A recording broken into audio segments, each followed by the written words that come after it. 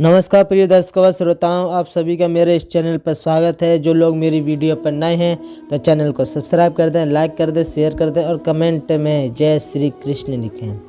मैं बहुत सुंदर एक कथा कहने वाला हूं, आप इसे बड़े प्रेम भाव से सुनिएगा और अंत में आपको इसमें जो शिक्षा मिलने को है उस शिक्षा से आप बड़े खुश होंगे। तो वो कथा क्या है कि एक गुरुजी थे, उनका शिष्य बड़ा आज्ञाकारी था। तो शिष्य होते हैं वो गुरुजनों के चरणों को दबाते हैं। तो गुरुजनों को भी चाहिए कि थोड़ी चरण सेवा हो जाने के बाद शिष्य से कहे कि बेटा अब तुम भी विश्राम करो, अब छोड़ दो। लेकिन उन गुरुजी के चरणों को दबाने का इतना शौक था कि रात्रि में सो रहे थे, शिष्य उनके चरण दबा रहा था। 9 बजे चरण दबाना शुरू हुआ, 10:30 बज गए। शिष्य ने सोचा शायद गुरुजी सो गए होंगे, सो उठकर चलने लगा। तो गुरुजी ने कहा सुनो। शिष्य ने देखा कि गुरुजी तो अभी जग रहे हैं, फिर चरण दबाने लगा। गुरुजी ने कहा तुम कितने भाई हो? शिष्य ने कहा जी 4। अच्छा तो 4 भाई हो क्या? ठीक है, पाँव दबाओ। थोड़ी देर बाद शिष्य ने सोचा शायद अब गुरुजी सो गए होंगे, तो वो उठकर जाने लगा। तो फिर गुरुजी उठ गए और फिर बोले सुनो, तुम बोल रहे थे कि तुम्हारे 4 भाई हैं, 2 की शादी हो गई, बाल गोपाल कितने हुए? शिष्य ने सोचा अभी तक जग रहे हैं। चढ़ दबाते दबाते रात्रि के 3 बज गए। तो शिष्य ने सोचा अब तो सो गए होंगे, 1 घंटा में भी सो जाता हूँ, 4 बजे फिर जगना है। शिष्य जो ही चलने को हुआ कि गुरुजी की आंख खुली। बोले हाँ तुम कितने भाई हो? यानी जो प्रश्न रात को 10 बजे कर रहे थे वही सवेरे के 4 बजे उसी प्रश्न को दोहराया। तो शिष्य बोला कि 3 भाई हैं।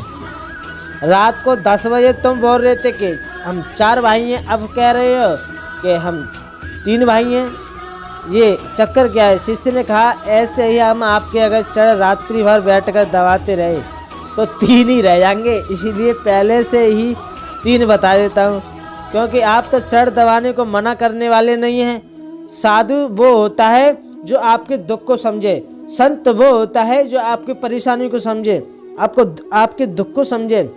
वो संत नहीं है जो अपनी सेवा करवाता जाए लेकिन सामने वाले की परिस्थिति न देखे, सामने वाले को दुख न देखे।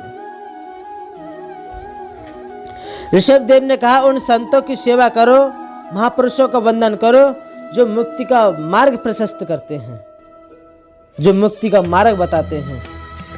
तो सज्जनों, सत्संग होता है, सैकड़ों हजारों लोग सुनते हैं, लेकिन हृदय में जो उतर जाता है सत्संग किसी 2-4 के ही है। ऋषभ देव के सबसे बड़े पुत्र के जो भरत जी हैं, पिताजी की एक एक बात उनके हृदय में उतर जाती है। सत्संग क्या होता है?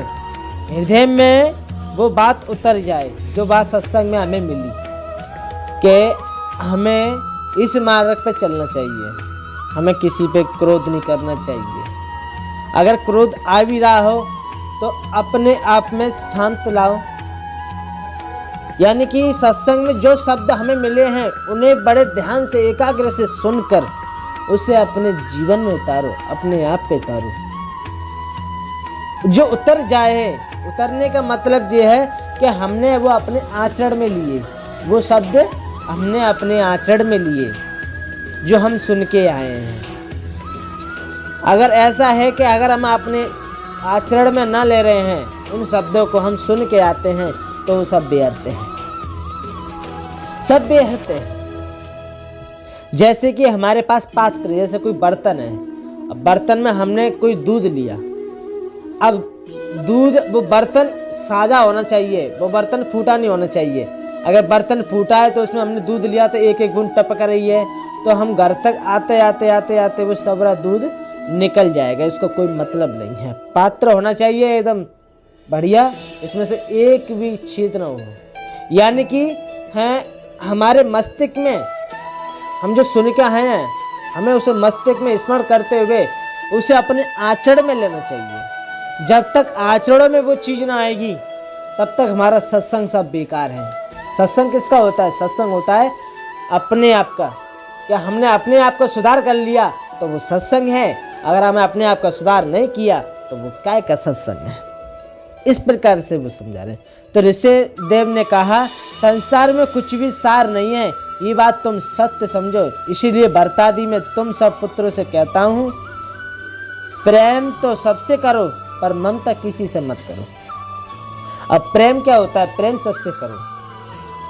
प्रेम का मतलब ये नहीं है कि तुम उस चीज का ध्यान रखो। प्रेम का मतलब जो होता है सबसे प्रेम से बोलो, किसी से गलत मत बोलो, किसी के साथ गलत मत करो, हैं। और ममता क्या होती है? ममता होती है जो हमें बांधती है, तू मुझे छोड़ के मत जा, मैं तेरे बिना रह नहीं सकता, ये ममता है।